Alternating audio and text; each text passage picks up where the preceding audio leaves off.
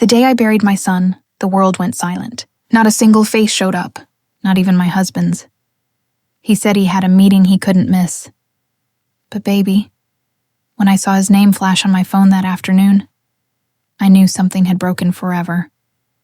And when he finally showed up, it wasn't to say goodbye. It was to ask for forgiveness I didn't have left to give. The morning of my son's funeral, the sky refused to open its heart. No rain, no sun, just that dull gray stillness that feels like the world is holding its breath. I sat in the front pew, hands clasped so tight they trembled. Every sound echoed, the creak of the church door, the whisper of my heels against the floor. But the one sound I prayed for, footsteps, never came. My husband's chair beside me stayed empty. The suit I ironed for him the night before still hung on the back of our bedroom door, untouched.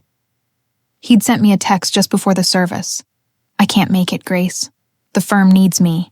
The firm needed him. But our child, our only boy, was being laid to rest. And baby, let me tell you, when you bury a child alone, it ain't just dirt you throw on that casket. It's every dream you ever whispered in the dark. It's every promise love ever made and broke. That was the morning I realized. Death don't always come in coffins. Sometimes, it sits right beside you in the shape of the man you married. Before grief found its way into our house, mornings used to sound like music. Not the kind you play on the radio, but the kind that lives in your walls. In the giggle of a child running barefoot down the hall, the soft hum of a kettle, the rustle of a man's tie being straightened in the mirror. My name is Grace, and for 21 years I thought I had the kind of life people prayed for. A good husband, a beautiful home, and a son, Lord, my son, who carried light in his eyes even on the dullest days. His name was Daniel. He had his father's jaw, but my spirit, curious, kind, always asking why the world worked the way it did. He'd follow me around the kitchen, holding onto my apron strings, asking questions like, "Mama, when you smile, does it make God happy?" And baby, I'd laugh every time, because I never wanted him to lose that. That way he saw love as something simple, something good. Our house sat on a quiet street in Atlanta, sunlight pouring through lace curtains every morning. The smell of cinnamon toast, the clink of plates, and my husband's deep voice reading the news. Those were the sounds of our peace. Back then, Henry, my husband, was a man who remembered to kiss my cheek before work. He used to bring home flowers, just because. And sometimes, when he thought I wasn't watching, he'd kneel beside Daniel's bed and whisper a prayer before turning off the light. Those were the moments I built my life on. But time, baby, time has a way of softening even the brightest edges. Henry's firm grew, and with it, his hours stretched longer. Board meetings, client calls, weekend trips. Work became the third person in our marriage. Still, I told myself it was all right. He was building a future for us, for Daniel. I remember one afternoon, it must have been spring. Daniel and I were in the backyard planting marigolds. The sun was heavy and warm, bees dancing between the petals. He wiped dirt on his cheeks, grinning wide, and said, "Mama, Daddy said he's going to take me to see the big plains next week." I smiled, brushed the curls from his forehead, and nodded. "Then you better behave all week, young man." He saluted me with his little hand, proud as could be. But that Saturday came and went.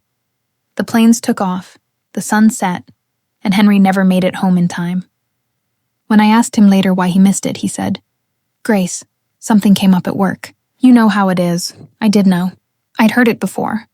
And I told myself again that love was patient, that marriages had seasons. But that night, I found Daniel sitting by his window, his little toy airplane in hand, staring at the sky. He didn't cry. He just whispered, "Maybe next time, Mama. Maybe next time." Those words lived in our house like ghosts. Still, we kept going. Birthdays, report cards, church on Sundays. Our family looked whole on the outside, polished and proud. But somewhere beneath the laughter and the photographs, a quiet distance started to bloom. Henry and I stopped talking about dreams. We talked about bills, schedules, deadlines, but not about us. And Daniel, he started spending more time in his room, drawing airplanes on the back of his homework, There's one night I remember clear as yesterday. Daniel must have been 13. He walked into the kitchen while I was doing dishes and said, "Mama, why does Daddy always look tired when he sees me?" I froze, my hand still in the water. I turned to him, my heart breaking quietly, and said, "Baby, your daddy loves you. He's just tired from work." But his eyes, Lord, those eyes, and they knew better. He just nodded slowly and walked away. That night, I went to bed next to Henry, staring at the ceiling, feeling the inches between us stretch into miles. I reached for his hand, but he was already asleep, or pretending to be. There's a silence that creeps into a home long before the arguments start. It's not loud. It's the sound of small things dying. Conversations, laughter, touch. And you don't notice until one day you look around and realize your house don't feel like home anymore. Still, every morning, I made breakfast. Every Sunday I ironed his shirts. Because that's what love does, baby. It keeps showing up, even when it's breaking. Then came Daniel's 17th birthday. We threw a small dinner, just us. I made his favorite, lemon cake with extra icing. Henry promised he'd be home early. But at 10 p.m., the candles had melted into puddles, and Daniel had fallen asleep at the table. I sat there in the flickering light, staring at my husband's empty chair, and something in me cracked. When Henry finally walked in past midnight, he looked exhausted, his tie loose, phone still buzzing. He said, "I told you not to wait up." And I whispered, "We weren't waiting. We were hoping." He didn't answer. He just poured himself a drink and walked away. That night, I stood by Daniel's door, watching him sleep. The moonlight fell across his face, and I thought, how long before my son stops hoping too? I prayed then, harder than I ever had before, for patience, for strength, for the man I married to remember the boy he was, and the father he wanted to be. But prayers don't always come as answers. Sometimes, baby, they come as warnings. And I didn't know it then, but the warning had already begun. It's strange how a house can look the same, yet feel different. The curtains still caught the morning light, the kettle still whistled at 7 a.m., but something quiet, had shifted inside those walls. Henry stopped humming in the mornings, stopped kissing my forehead before work, stopped looking at Daniel when he spoke. At first, I told myself it was stress. Work had been rough. New contracts, big clients, long hours. He'd come home smelling like cologne and exhaustion, loosen his tie and sit in silence at the edge of the couch. Not angry, not sad, just absent. And Daniel, my sweet boy, tried to fill the silence with laughter. He'd tell his daddy about his grades, his basketball games, the silly things his friends said. But every time, Henry would nod without lifting his eyes from his phone. "That's good, son," he'd mumble. "Daddy's proud. But pride without presence, baby, that's an empty kind of love." One Sunday morning, I tried to bring back the warmth. Made pancakes like old times, played Sam Cooke on the radio. The smell of butter and syrup danced through the kitchen. Daniel was setting the table, humming softly. And for a moment, I thought maybe, just maybe, we were still all right. Then Henry's phone rang. His jaw tightened before he even picked it up. He walked out of the kitchen mid-bite, muttering something about a quick call. That quick call lasted 2 hours. The pancakes went cold, and when he finally returned, Daniel was outside shooting hoops alone, and I was sitting at the table staring at his untouched plate. "Henry," I said softly, "this ain't the life we promised each other." He sighed, running a hand through his hair. "Grace, I'm doing everything I can for this family. Why can't you understand that?" I wanted to tell him. "We didn't marry your job, Henry." But the words froze in my throat. Because I'd learned that in our house, truth came with silence as punishment. So instead, I just whispered, "All I wanted was breakfast together." He didn't answer. He just walked to his office and closed the door. That night, Daniel came to my room with a drawing in his hand. It was a picture of 3 people, me, him, and his daddy, standing under a sun. But there was a gray cloud drawn above Henry's head. "What's that, baby?" I asked. "Is Daddy sad?" Daniel shrugged. "I don't know, Mama. He don't look at us anymore." I smiled, though my heart was breaking. Maybe we just have to remind him who he is. So we tried, baby. We really did. We made his favorite dinner. Daniel wrote him a letter. I left notes in his briefcase, just like when we were newlyweds. But nothing worked. His eyes started to carry that faraway look, like he was here, but his heart was living somewhere else. Sometimes I'd hear him in the study at night, whispering on the phone. Soft, low tones, the kind that don't belong to work calls. Once, when I walked in, he startled. "Shut the laptop quick," said, "Just emails, Grace, but a wife knows. Not because she's suspicious, but because silence tells on the soul." Weeks turned into months.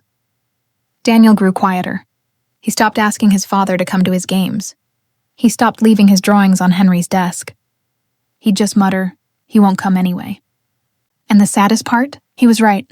I went to those games alone, sat in the bleachers, cheering loud enough for two. Every time my boy made a shot, he'd look into the crowd, searching for his father's face.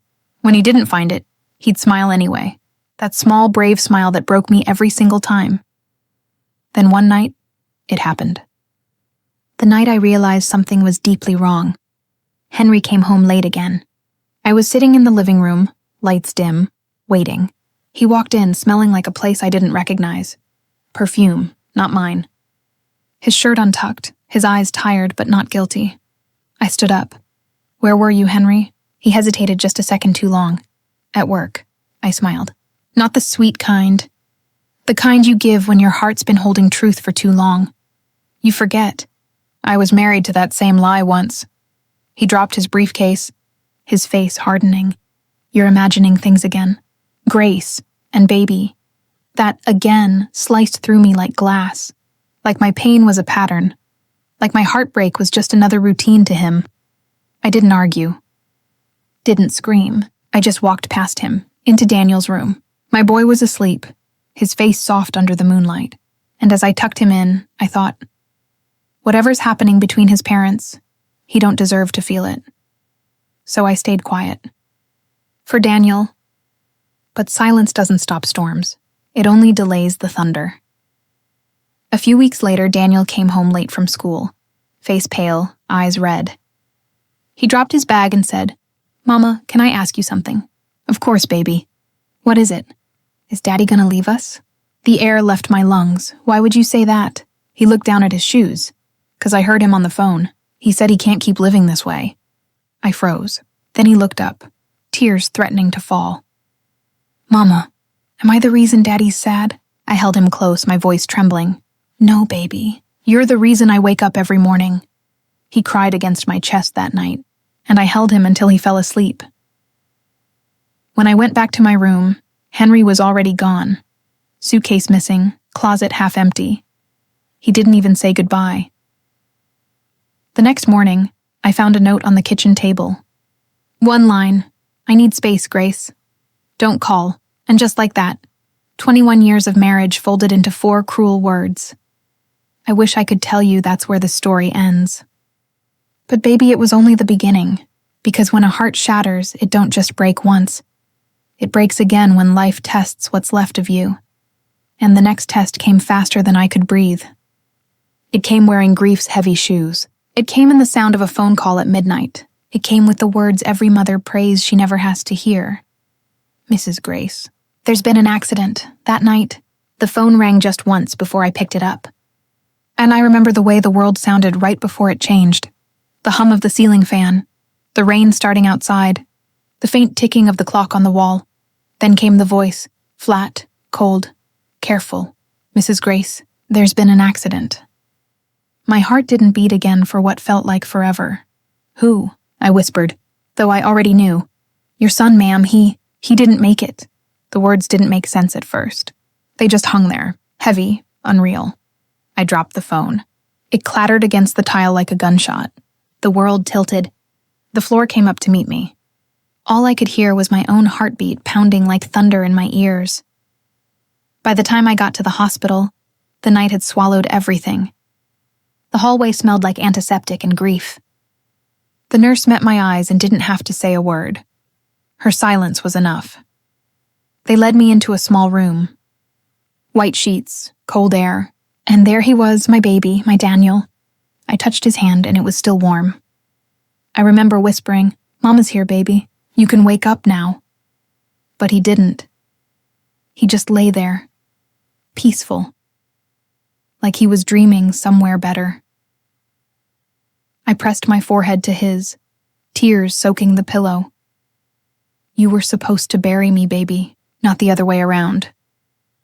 When I got home that night, the house felt haunted, and his sneakers by the door, his laughter still floating in the air like a ghost refusing to leave. And in the middle of that emptiness, my phone buzzed. It was Henry. I stared at his name glowing on the screen. For a moment, I thought, maybe he knows. Maybe, just maybe, he'd come running home. But his message said only this: "Can we talk tomorrow? I've been busy." Busy. That word cut deeper than any knife ever could. I typed back, my fingers trembling. "Daniel's gone." 3 dots appeared, then vanished. He didn't reply, not that night, not the next morning, not even at the funeral. The day of the service, the church was quiet, too quiet. Only a few neighbors came, some cousins. No husband, no father, just me in a casket far too small for the size of the love I carried. I sat there in my black dress, staring at the door, waiting for him. Every time the hinges creaked, I looked up, but it was never him. When the pastor asked if anyone wanted to say a few words, my voice broke before it reached the microphone. "My son was light," I said softly, even when life gave him shadows. My hands shook as I placed the last rose on that coffin. And in that moment, I realized I was not just burying my child, I was burying my marriage too. After the funeral, I went home to an empty house. The silence screamed. And there, on the table, a single envelope. It was from Henry, postmarked 2 days earlier. "Grace, I need time to think. Don't make this harder than it already is." I tore it apart, shaking, sobbing. How could a man who once held my heart turn so cold? How could he choose deadlines over our son's last goodbye? That night, I sat by Daniel's bed holding his old teddy bear. And I swore to myself, I'd never beg for someone to love what's already gone. A week later, Henry came home. He looked tired, disheveled, eyes dark like guilt had been living in them too long. "Grace," he said, his voice cracking. "I didn't know. I swear, I didn't know until it was too late." I stood there, frozen. "You didn't check your phone? You didn't feel it?" He dropped his gaze. I was in a meeting. My phone was off. I laughed then. A bitter sound, like glass breaking. "Our son died, Henry, while you were checking emails." He tried to reach for me, but I stepped back.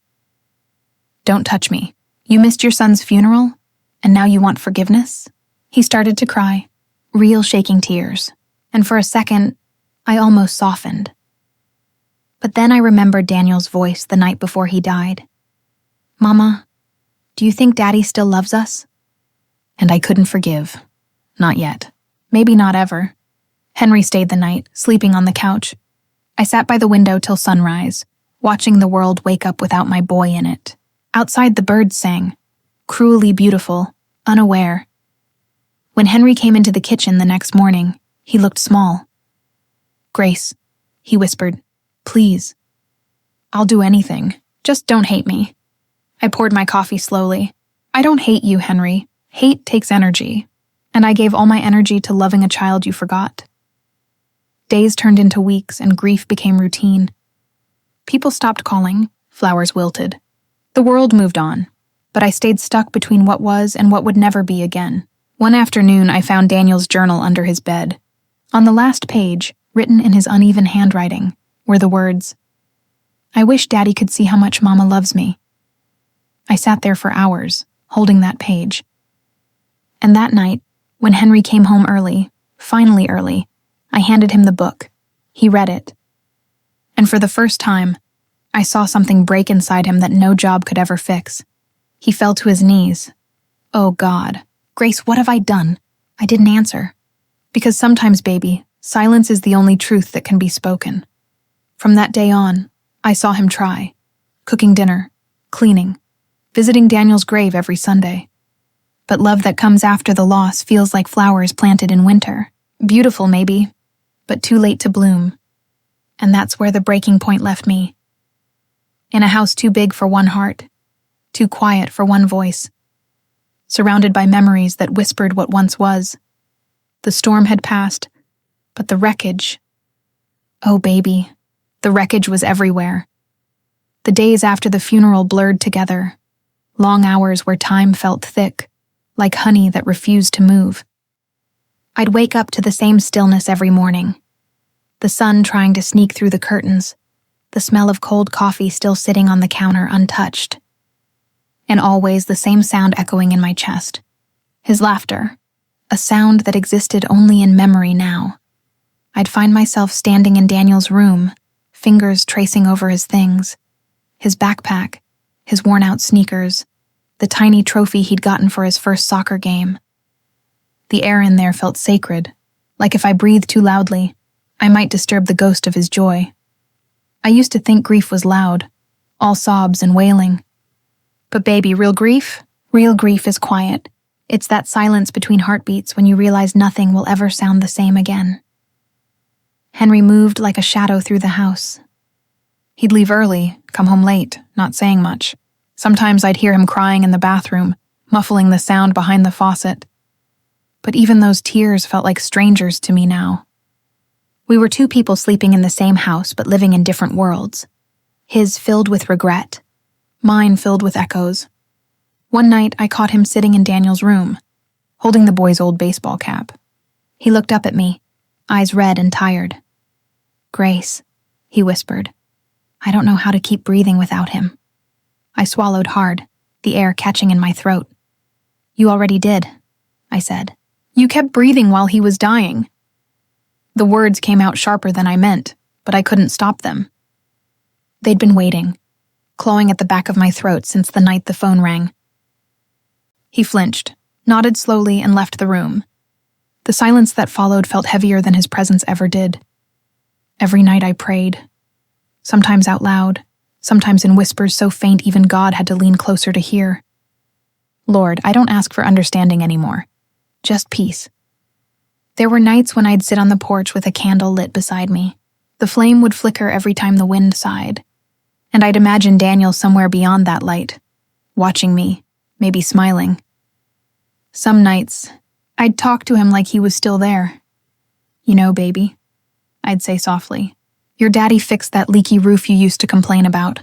Took him long enough." Sometimes I'd laugh, sometimes I'd cry right after.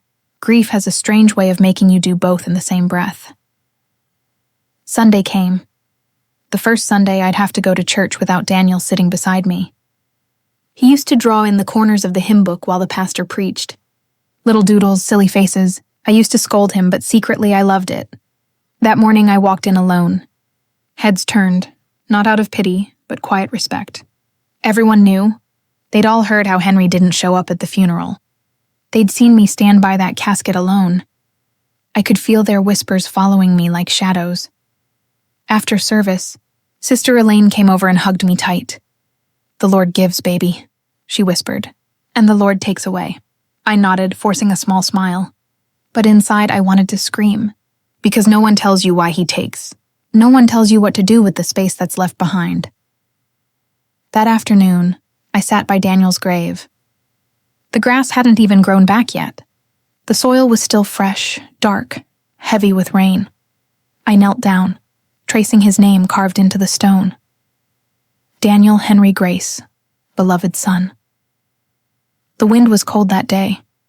It carried the sound of church bells from far away, soft and distant, like the world kept singing even when my song had ended. "You remember how you used to say you wanted to fly?" I whispered. "Maybe you got your wings before I could hold you back." A tear slipped down my cheek, but I didn't wipe it away. Some pain deserves to be seen. That night, Henry tried to reach out again.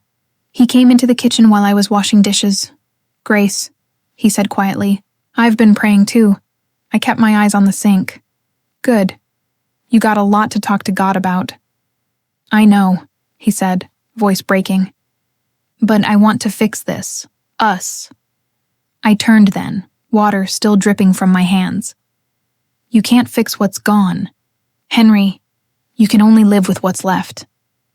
He looked at me, really looked. and for a second, I saw the man I fell in love with. But grief changes faces, baby. It turns love into something quieter, sadder. He nodded slowly and walked away. And I just stood there, holding the dish towel, listening to the sound of my heart cracking again, quietly this time. A few days later, I found something that would change everything. I was going through Daniel's school bag, trying to find his report card when I found a folded letter. It was addressed to Mom and Dad. The handwriting was uneven, probably written a few days before he passed. My hands trembled as I opened it. Dear Mom and Dad, if anything ever happens to me, I don't want you to be sad. Just promise you'll still love each other. I don't like when you fight. You both smile better when you're happy. I love you more than pizza. Love, Daniel. The tears came fast, unstoppable. I fell to my knees right there on his bedroom floor, the letter pressed against my chest. And for the first time since he died, I screamed. Loud, ugly, broken. Because how do you forgive yourself when your child's last wish was peace, and all you gave him was pain? That night, I went to Henry. He was sitting on the porch, staring out at the stars. I handed him the letter. He read it slowly, lips trembling, eyes glassy. When he finished, he couldn't speak. He just reached for my hand, and this time, I didn't pull away. We sat there together, two broken parents under a sky too wide for our sorrow. And for the first time in months, I let my head rest on his shoulder. No words, no forgiveness yet, just silence. And in that silence, maybe, the beginning of healing. But the truth was still buried deep inside me. A truth I hadn't told him yet. Something Daniel had said to me before he died. Something that would change everything when it came out. And that secret, baby. That secret was the one that would turn my grief into fire. The night I found Daniel's letter, something inside me shifted. Not healed, not yet, but cracked open just enough for light to seep in. For weeks, I'd been living in a fog of pain, moving from room to room like a ghost. But that letter, it was like hearing his voice again. Like he was standing right there, tugging on my sleeve, whispering, Mama, don't fight anymore.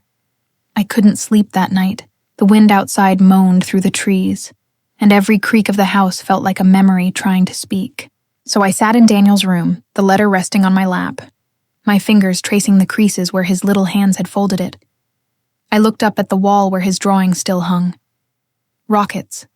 Stars, crooked hearts with Mom plus Dad forever scribbled across them. And I realized something, baby. Sometimes the purest truth comes from the smallest voice. By morning, I knew what I had to do. I walked into Henry's study, the place he buried himself every night. Papers everywhere, the soft glow of his laptop screen still open from the night before. He was asleep in his chair, head bowed, shoulders slumped like the world was pressing down on him. For a long moment, I just looked at him. This man I'd shared 20 years of my life with. The same man who once danced with me barefoot in the kitchen, who built Daniel's treehouse by hand, who kissed me under a leaky umbrella one stormy night and said, Grace, you're my home. Where had that man gone? I placed the letter gently on his desk and waited. When he woke up, the morning light was spilling across the window, soft and golden. He blinked, confused at first, then saw the paper. He picked it up slowly, eyes scanning the words again, lips trembling. He loved us so much, Henry whispered, voice cracking, even after all we did wrong. I nodded, my voice soft but steady. He did. And that's why we can't keep living like this. Not in silence, not in guilt. He looked at me then, truly looked, and I saw the question in his eyes. What now? I took a deep breath. Henry, there's something I need to tell you, something I should have said before Daniel died. He straightened, worry flickering across his face. What is it? I hesitated, my hands trembling. The day of the accident. The day you were supposed to pick him up from soccer practice. He called me first. Henry's brow furrowed. What? He called me, baby. He said you hadn't shown up yet. I told him to wait by the gate, that I was coming to get him myself. But I was late too. I stopped to drop off a client's papers. I thought 5 minutes wouldn't matter. My voice broke. 5 minutes, Henry. That's all it took. He froze, eyes wide. lips parting as if he wanted to say something, but no words came. "You mean, you could have—" "Yes," I whispered. "I could have been there. Maybe if I hadn't stopped, maybe he wouldn't have tried to walk home alone." The silence that followed felt endless. I could hear the ticking of the clock on the wall, each second sharp as a blade.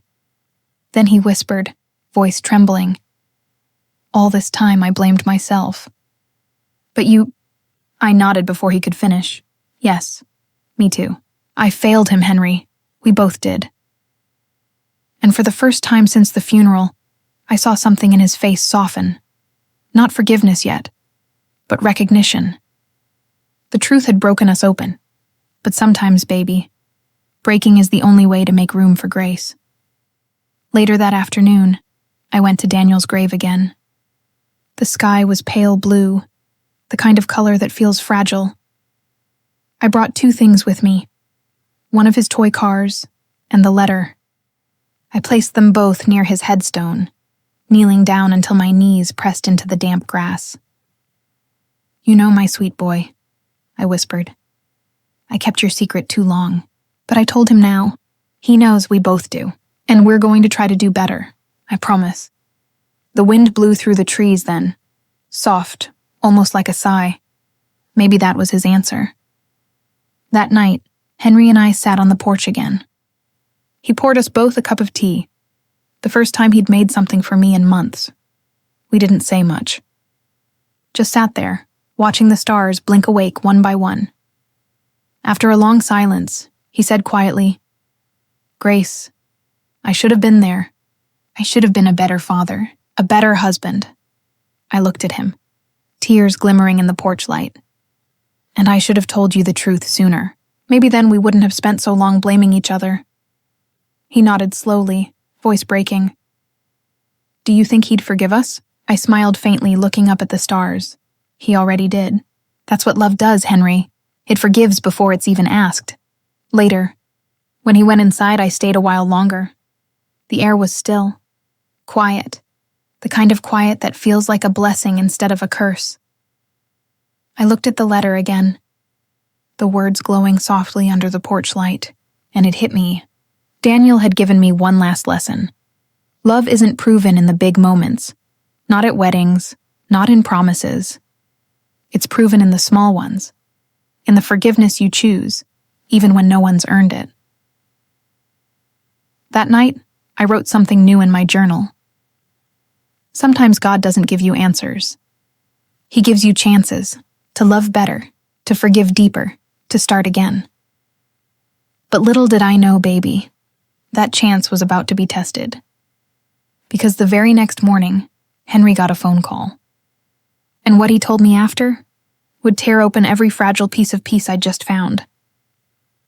It was early morning when the phone rang, the kind of hour where the sky still wears its night dress, and the world hasn't decided yet if it wants to wake up. Henry answered before I could reach it. I could tell by the way his shoulders stiffened. Something wasn't right. His voice went low, too calm, too careful. "Yes, this is Henry Davis." "What? No, that can't be right. There must be some mistake." He went pale. The kind of pale that drains color straight from a man's soul. When he hung up, he didn't speak right away. Just stood there, gripping the edge of the counter. "Henry?" I asked softly. "Who was it?" He turned to me, eyes full of something I hadn't seen before. Not guilt this time, but fear. "It was the insurance company," he said. "They said there's been a review about Daniel's policy." I frowned. "Policy? What policy?" He hesitated, running a trembling hand through his hair. "Grace, I took out a life insurance plan for Daniel a few years ago. Just a small one. I thought it was the smart thing to do. I didn't think—" He stopped, voice catching. I stared at him. "You had an insurance policy on our child. And you didn't tell me?" He looked down. "It wasn't about money. It was supposed to be for college or emergencies." "Then why did they call now?" I interrupted. Henry swallowed hard. "They said someone filed a claim. In my name." The air around me seemed to thicken, pressing down on my chest. "A claim. Henry, please tell me you didn't—" He shook his head violently. No, I didn't, but someone did. They think it came from my office computer. We sat there in silence, the air between us filled with the sound of a heart breaking all over again. Then, slowly, Henry sank into the kitchen chair, face buried in his hands. Grace, what if they think I did it for money, that I reached out, my hand trembling as I touched his shoulder. Don't finish that sentence, I whispered. Don't you dare. But even as I said it, the thought slipped into my mind. A dark, ugly whisper. The late nights. The phone calls he never explained. The closed-door meetings. The way he avoided eye contact every time Daniel's name came up. Could my husband, the man I'd shared a bed and a life with, have... No. I pushed the thought away. But baby, once a seed of doubt is planted, it grows like a weed. That afternoon, I went to Henry's office. I needed answers. His secretary looked surprised to see me. "Oh, Mrs. Davis," she said politely. "I didn't know you'd be coming in today." "I just need a few of Henry's files," I said smoothly. "Something about Daniel's college fund." She nodded and stepped away to make a call. That gave me just enough time to step into his private office. Everything was tidy. Too tidy. His desk spotless, drawers neatly labeled. But on the corner of his bookshelf there was a file marked Private D. Davis. My hands shook as I opened it. Inside was a copy of the insurance policy, and another document, a claim request form, filled out, and signed by him. I stared at that signature like it was fire. My breath caught in my throat. I took a photo with my phone, my mind spinning. Why would he do that? Why would he lie about it? That evening I waited for him on the porch. The sun was sinking low, painting everything in gold. That same soft light that used to make him look gentle. When he pulled up, I stood, holding the printed papers in my hand. "Where were you today?" he asked, voice cautious. "At your office." He froze. "Why?" I held up the file. "Because you keep lying to me, Henry. And I needed to know what else you were hiding." He looked at the papers, and I saw his jaw tighten. "Grace, please, it's not what it looks like." "Then tell me what it is," I said, voice trembling. "Because from where I'm standing, it looks like you filed a claim on our son's death. The same son whose funeral you couldn't be bothered to attend." He flinched, taking a step back as if my words had hit him. "I didn't do it for the money," he shouted suddenly, voice cracking. "I did it because I thought..." "Because you thought what?" I cut in sharply. "That some check could fix the hole he left in this house? That dollars could buy forgiveness?" His eyes filled with tears. "No, Grace. I did it because I couldn't bear to see everything we built crumble. I thought maybe if we had something left, something good, we could survive." I shook my head slowly. "You think money could make us survive what broke our hearts? Baby, love doesn't heal with paper. It heals with truth." He sank onto the porch step, burying his face in his hands. For a long moment, neither of us spoke. Then I whispered, "You weren't the only one who lost him, Henry, but you were the only one who didn't show up to say goodbye." He lifted his head, eyes raw. "Do you know why I didn't come to the funeral? Because work was more important." He shook his head slowly. "No, because I couldn't face what I'd done." My breath caught. "That day, when Daniel died," he said, voice trembling. "He called me too. He said he was walking home. I told him not to. I told him I'd come get him right away. But I didn't. I had a meeting. I thought I had time." His eyes filled with tears. "When I got the call that there'd been an accident, I couldn't bear it, Grace. I couldn't face you. I couldn't face him. So I told myself if I just kept working, maybe I could bury it all." Tears rolled down my cheeks silently. Two people, two parents, both guilty of the same sin, believing we had more time.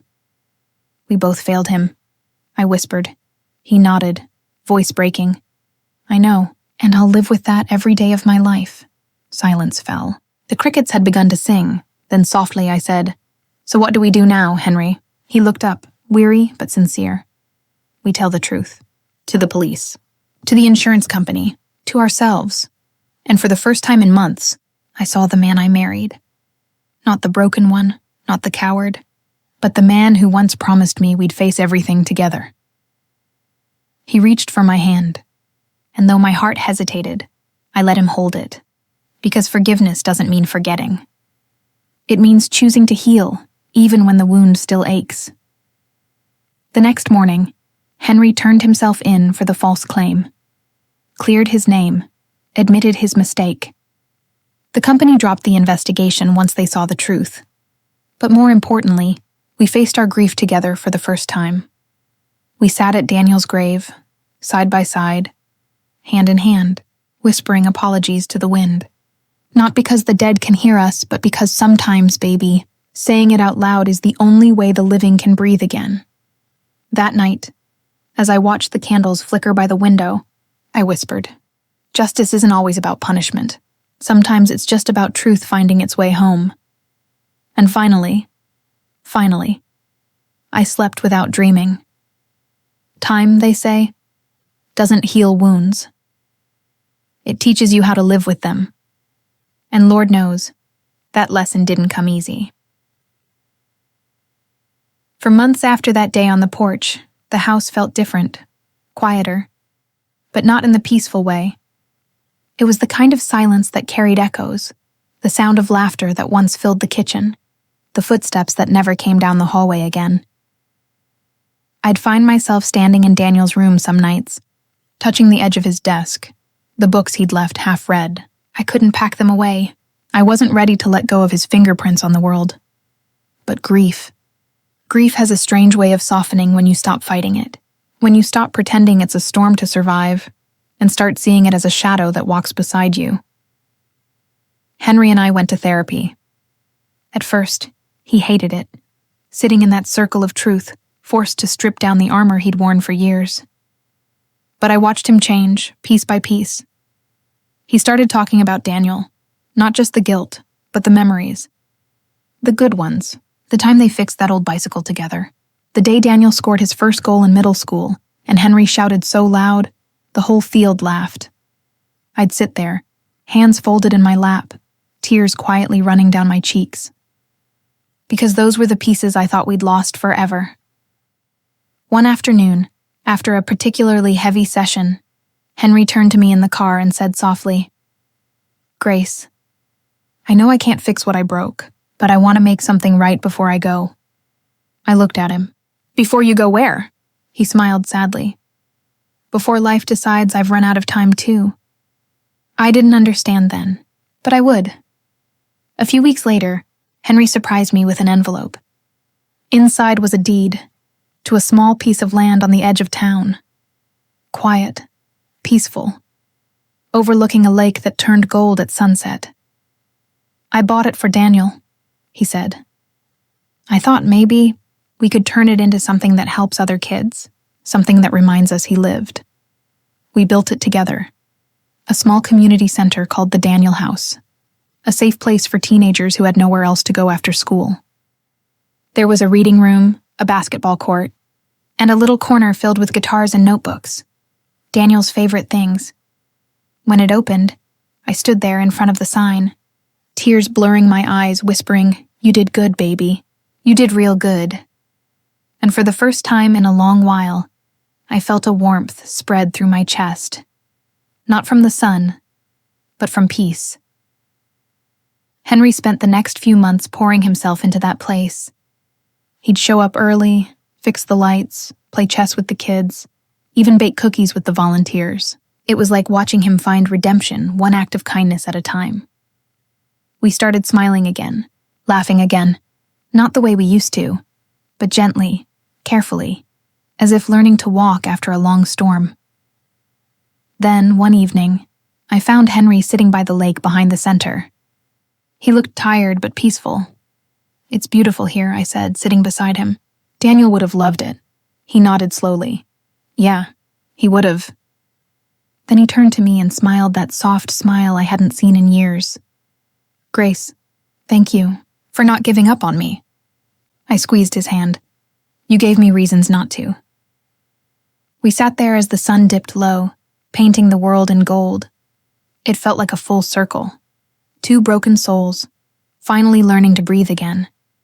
But life, baby, it's fragile. One morning, a few weeks later, Henry didn't wake up. No pain, no warning, just quiet. The doctors said it was his heart. Worn out, but peaceful. I held his hand one last time, my tears falling on his wedding ring. "You found your peace, didn't you?" I whispered. And I swear, for a moment, I felt him smile. At his funeral, I sat alone in the front pew, the same way I had at Daniel's. But this time people came. The kids from the Daniel house, the volunteers, the neighbors. One by one they came to me and said, "He changed my life. He helped me believe again." And I realized, maybe Henry's redemption wasn't in what he confessed. It was in what he gave back before the end. When the last person left, I stayed behind. The church was empty, sunlight streaming through the stained glass like soft rainbows across the floor. I whispered, "Goodbye, my love. You kept your promise this time. You faced everything, even yourself." And as I walked out, I felt light. Not because I stopped missing them, but because I finally learned to carry their memories without breaking. Now, every Sunday, I go to the Daniel house. I sit by the window, tea in hand, watching the kids laugh, play, dream. And sometimes I swear I can feel Daniel's laughter in their joy, and Henry's quiet pride in the air. I tell their stories to whoever will listen, not because I need sympathy, but because I need the world to know that love, no matter how broken, can still bloom after loss. It doesn't die with the ones we bury. It becomes the light that guides us home. You can't undo the past, but you can make peace with its echoes. And that's what I did, baby. That's what I keep doing, one sunrise at a time, baby. Let me tell you something. Sometimes love don't show up in the ways we expect. It don't always bring flowers or soft apologies wrapped in ribbons. Sometimes love comes crawling back through broken hearts and quiet rooms, trying to make peace before time runs out. Henry wasn't a perfect man. Lord knows he carried his share of sins. But when I watched him pour his last days into helping those children, I realized something powerful. God doesn't always give us happy endings. Sometimes he gives us holy closures, the kind that whisper forgiveness instead of demanding it, the kind that let you look at the person who hurt you and see not the monster, but the wound. And baby, that's what grace truly is. Not forgetting the pain, but choosing to heal anyway, because peace ain't something you find. It's something you make, with trembling hands and a willing heart. So if you're listening tonight, holding on to anger or regret, let it go, baby. You can't change what broke you, but you can still choose what grows from it.